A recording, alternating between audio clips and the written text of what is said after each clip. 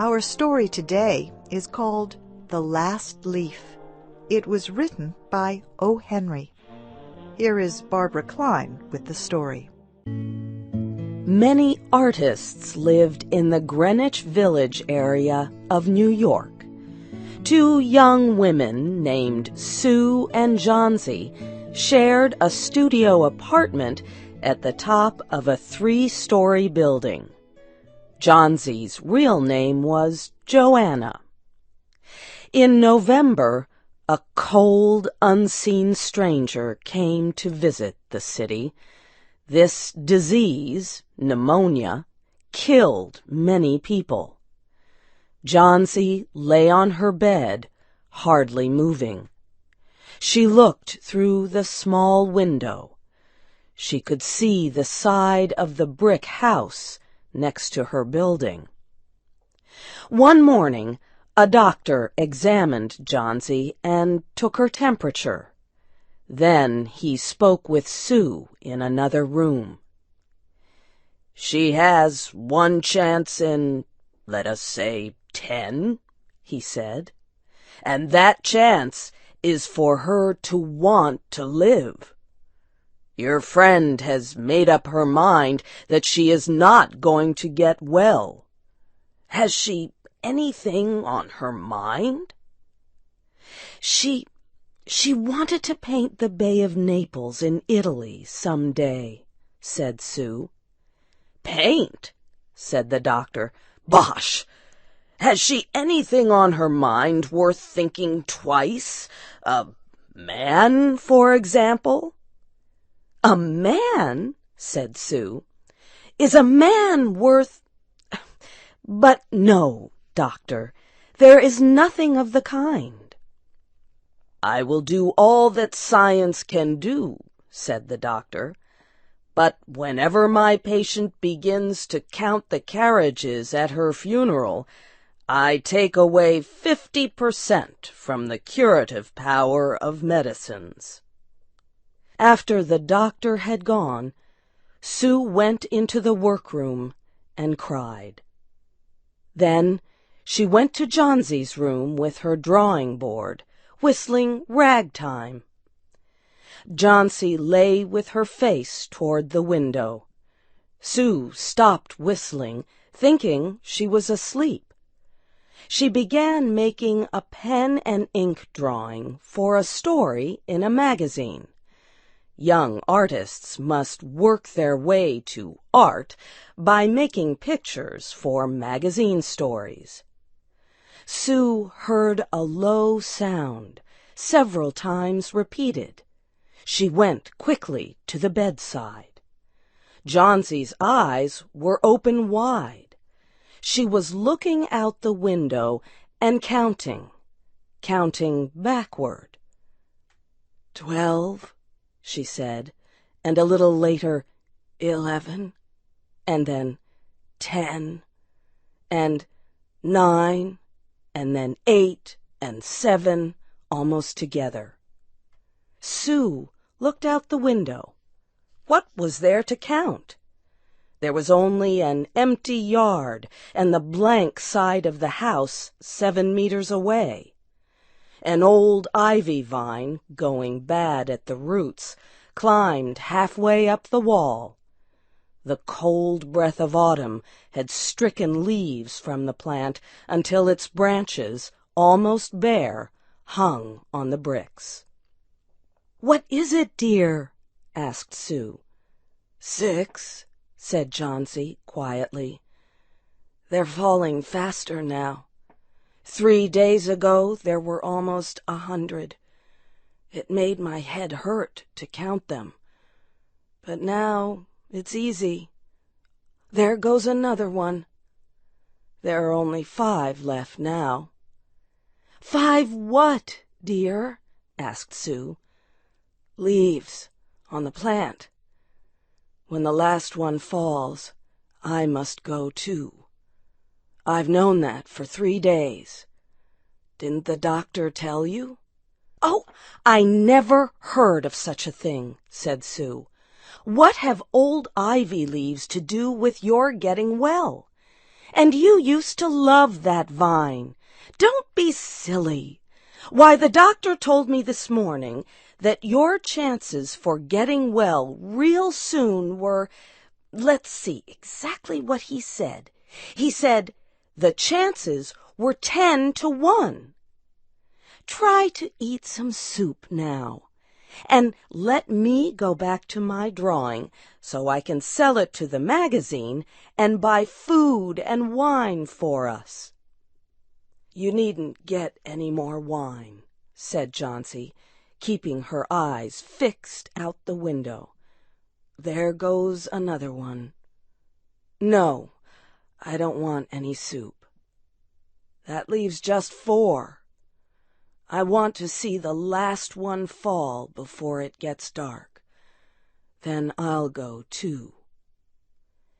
"Johnsy, dear," said Sue, "will you promise me to keep your eyes closed and not look out the window until I'm done working?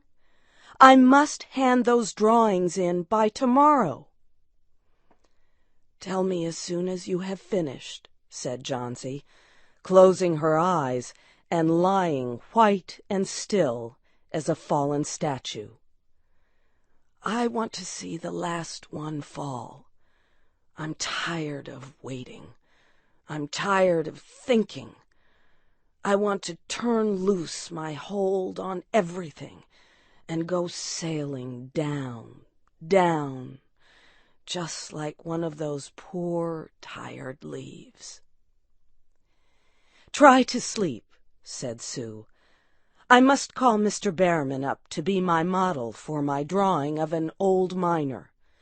Don't try to move until I come back."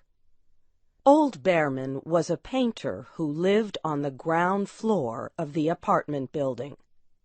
Behrman was a failure in art. For years he had always been planning to paint a work of art, but had never yet begun it. He earned a little money by serving as a model to artists who could not pay for a professional model.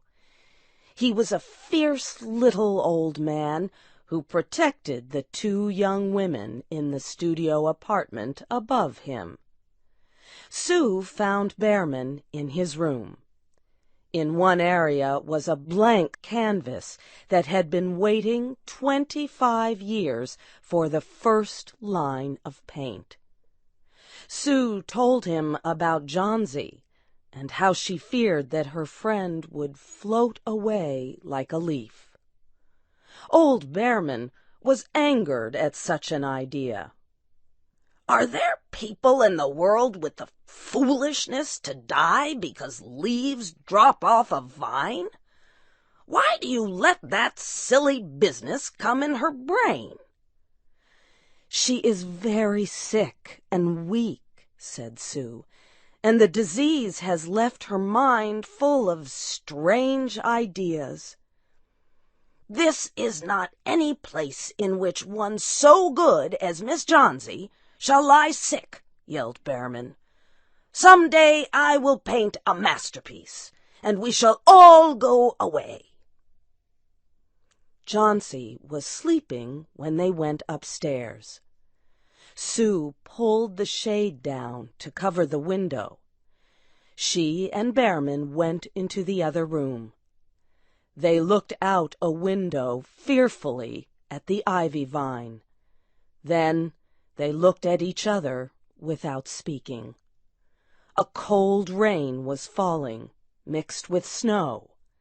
Behrman sat and posed as the miner. The next morning, Sue awoke after an hour's sleep. She found Johnsy with wide-open eyes staring at the covered window. "Pull up the shade. I want to see," she ordered quietly. Sue obeyed. After the beating rain and fierce wind that blew through the night, there yet stood against the wall one ivy leaf. It was the last one on the vine. It was still dark green at the center, but its edges were colored with the yellow. It hung bravely from the branch about 7 meters above the ground. "It is the last one," said Jauncey. "I thought it would surely fall during the night. I heard the wind. It will fall today, and I shall die at the same time."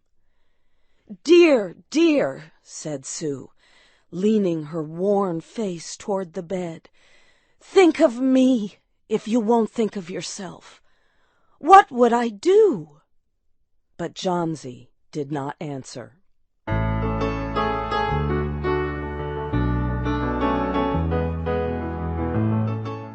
The next morning, when it was light, Jauncey demanded that the window shade be raised.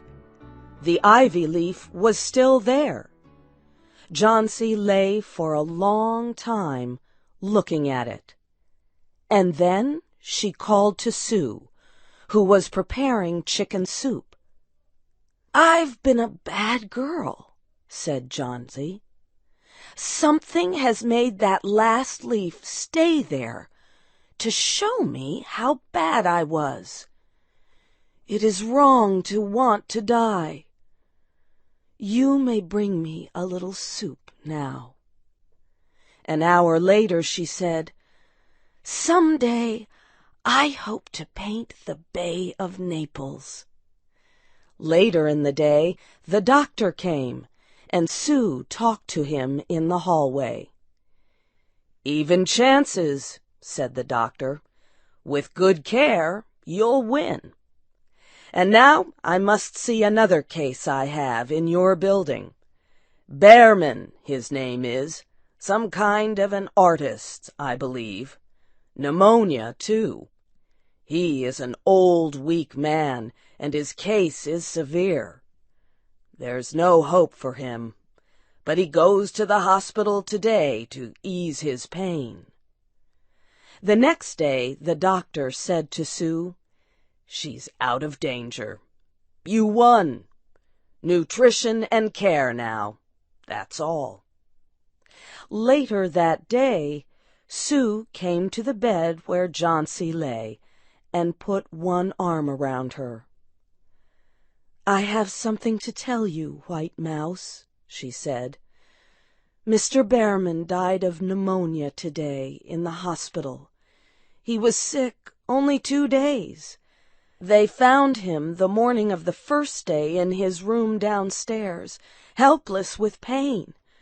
His shoes and clothing were completely wet and icy cold. They could not imagine where he had been on such a terrible night.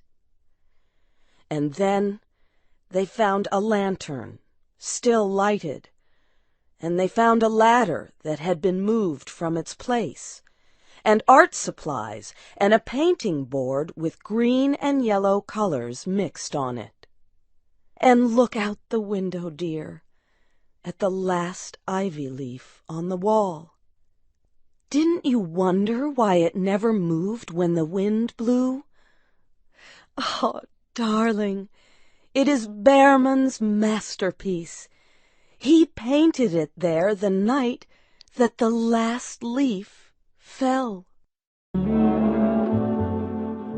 You have heard the story The Last Leaf by O. Henry. Your storyteller was Barbara Klein. This story was adapted by Shelley Gullist and produced by Luan Davis. I'm Faith Lapidus.